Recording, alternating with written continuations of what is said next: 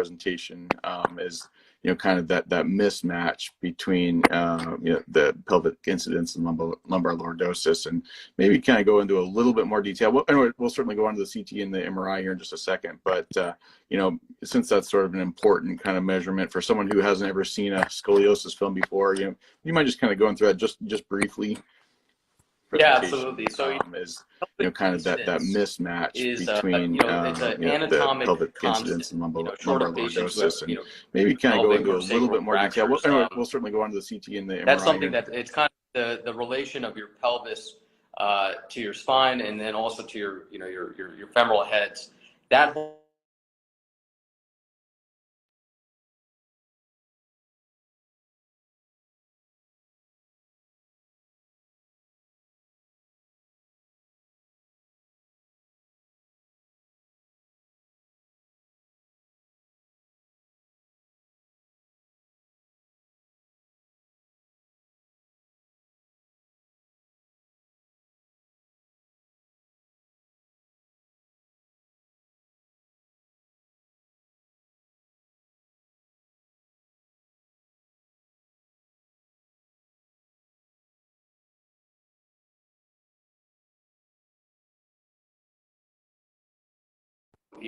I sometimes have my residents, I have them stand straight up, and then I have them lean forward a little bit, and I tell them to stand there like that for 5 minutes and tell me how they are.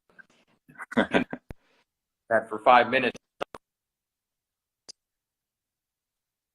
really pushed forward.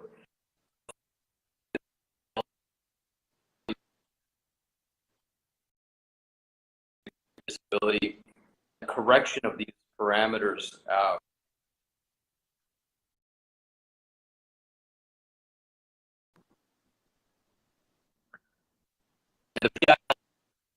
The PIL mismatch use, 10 pretty much is kind of the cutoff that we're looking for.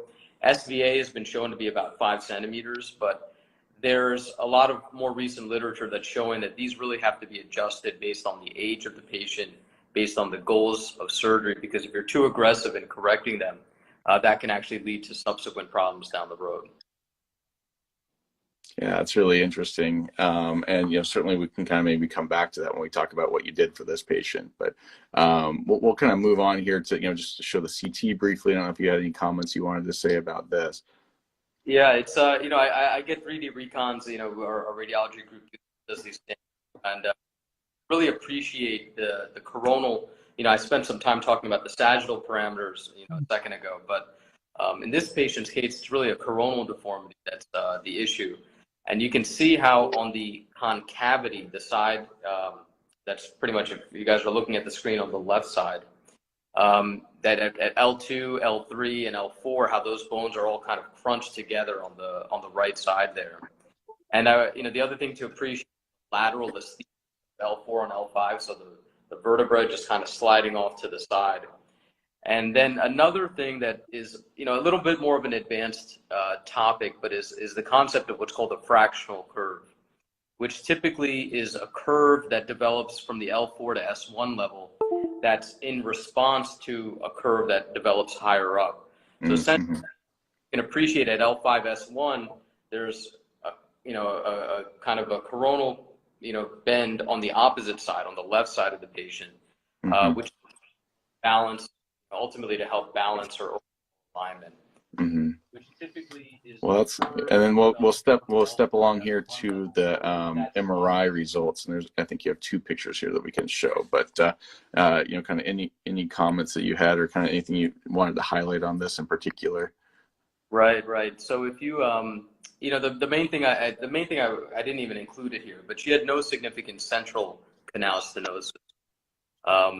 But if you go back even to the previous slide, it's a little tough to make out, but where I have those yellow arrow on the right, on the image, and on the left, essentially in that area where she has the concavity, the ones that I showed you on the L2, 3, 4 levels.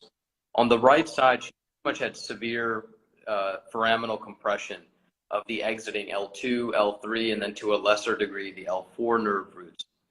And I showed the left-sided nerve roots just for comparison that didn't really show any significant stenosis.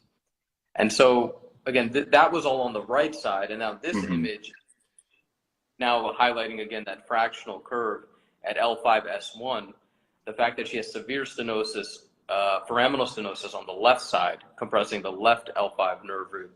So that's, after I kind of went through this, a lot of her symptoms made sense to me, that she was having, upper lumbar type radiculopathy in the right leg, but then a lower kind of L5 radiculopathy in the left leg.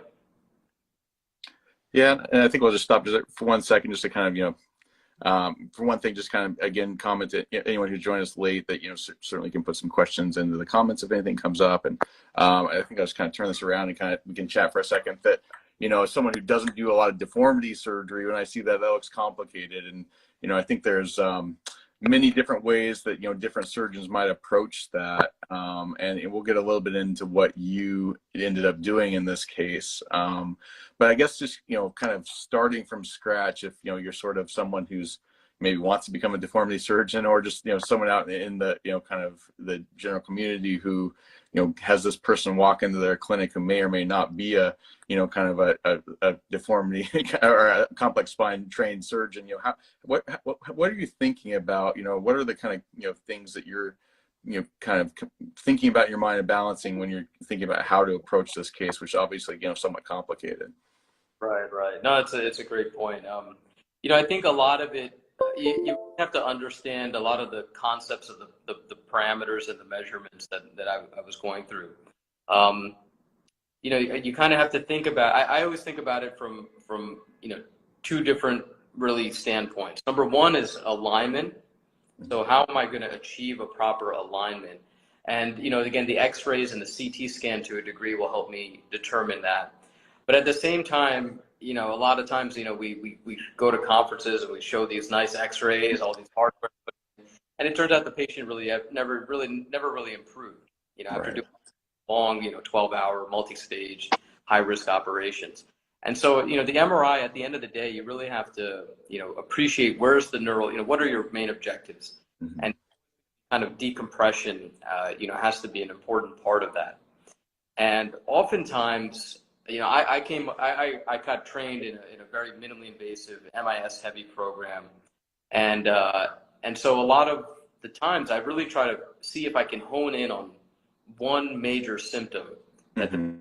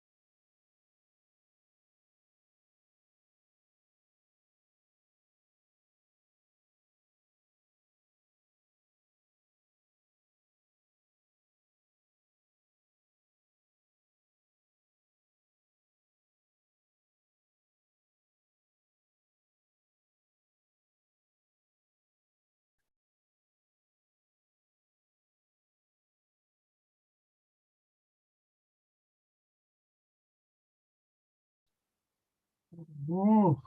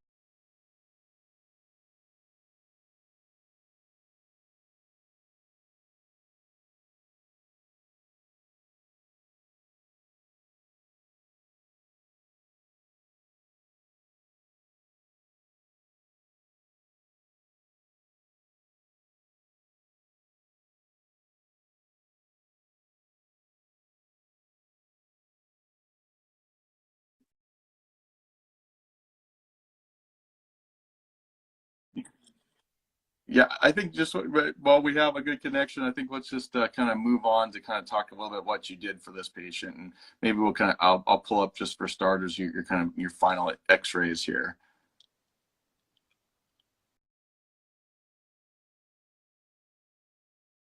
Oh gosh, I think we may have lost him again.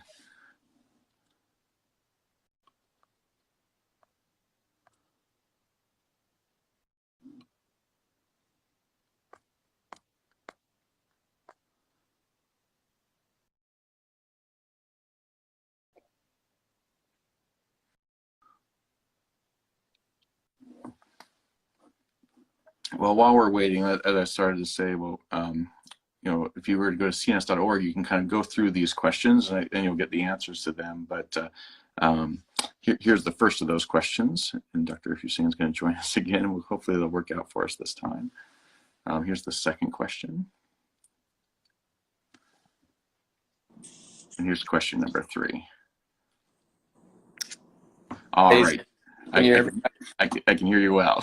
I'm so sorry. I'm so sorry. I don't know what's going on. Yeah, I don't know either. I know sometimes Instagram can be kind of finicky, but as we were just going to say there, we'll try here to go through the you know, kind of, you know, the you know, what you ended up doing for this patient. Let's just kind of talk about that a little bit. Sure. So, you know, ultimately, all things considered, some of the slides you might have already gone through. You know, I wanted to do a minimally invasive approach ultimately for her. Her being on Eliquis, you know, for the AFib is certainly a consideration. The last thing I want to do is, you know, try to do spine surgery and then give her a stroke because I kept her too long off of her Eliquis. So, you know, taking what we call a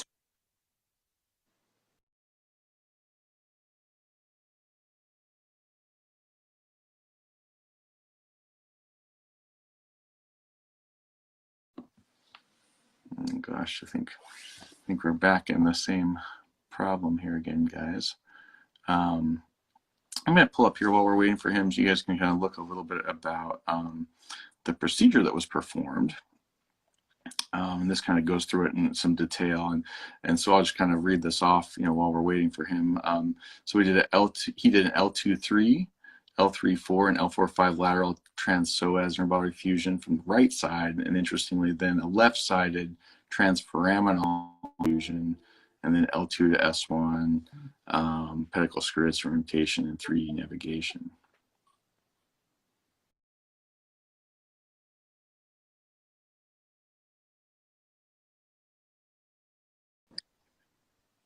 I'm sorry, guys. Hi there. Yeah. Well, I was just reading off kind of the procedure that you had performed, and you know, I thought it was interesting, you know, that kind of, you know, that you did, you know, part of it, you know, kind of from the right side with the anterior approach, or, you know, a lateral approach, I guess I should say, and then a T-lift for L5S1. Right. And I was just kind of reading through this and kind of discussing your slide here a little bit on the procedure you actually performed. You know, the right-sided approach was chosen primarily so that I could reach all.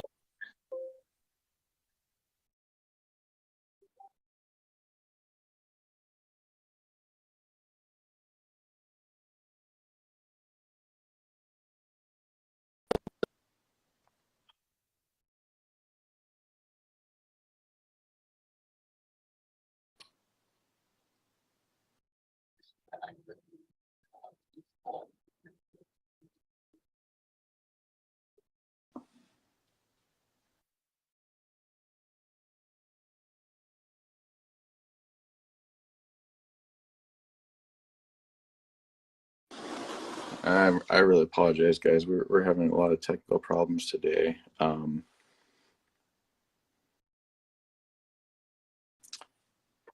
I'm thinking we may, just want to try to redo this on another day. I'm going to try one more time to get Dr. Hussein on here.